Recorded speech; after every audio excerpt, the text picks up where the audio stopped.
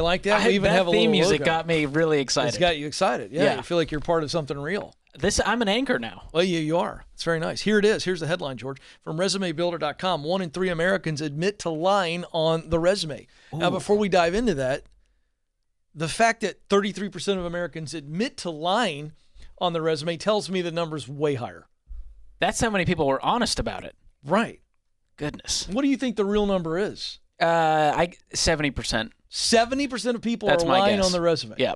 Why? Now, lying is a strong word. Embellishing, hyperbole. Maybe some things there where you want to look a little better than you really are. Here's the key findings of this study. Resume lies are more frequent among higher earners.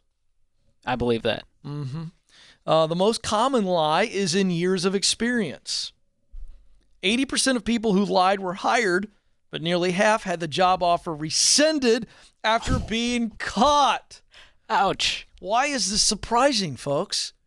I mean, I just wonder how many of these people had good experiences lying to their teachers and parents growing up. You got to have integrity. Well, you do, because you're going to get caught. Yeah. So now this progress that you were lying to achieve is gone. Very interesting stuff. Let's see here. In a July survey, Resume Builder asked 1,200 people ages 18 and older if they'd ever lied on a resume, and found that obviously that 3 in 10 have. Experience and education were the areas where people lied the most. And I don't understand how you feel like you'd get away with lying about your experience, knowing that employers are going to check up on this, but I guess they're rolling the dice. If you're going to lie about something that it's hard to vet. That's hard to verify. Right. Then lying about education is a second one. Oh, boy. So 46% lied about their years of experience. 44% lied about their educational background. 43% lied about how long they held a previous position.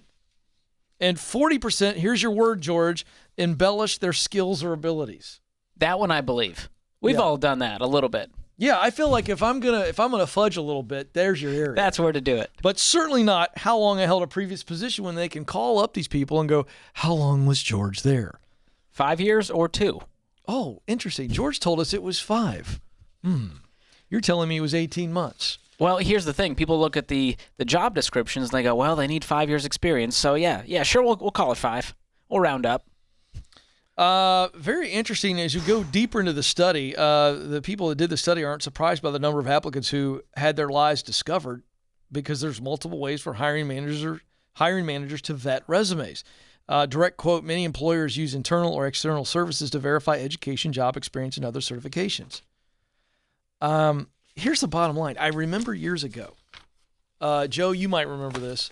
George doesn't even know what football is. Haven't heard of it. So you wouldn't even know this. But there's a guy by the name of George O'Leary who was a very successful football coach at Georgia Tech. I was living in the Atlanta area at the time, but this was a national story.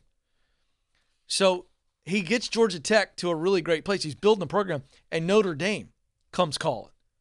Notre Dame. Again, George, you're going to have to look all this up. I know that's a big deal. That's all I know. You know, Notre Dame's a big deal.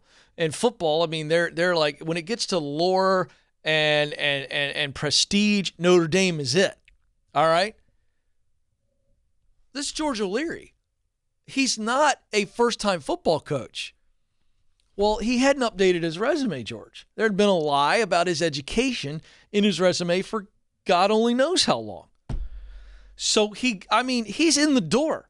He's already signed the contract. National news, George O'Leary, dream job, Notre Dame. What happens? Rescinded.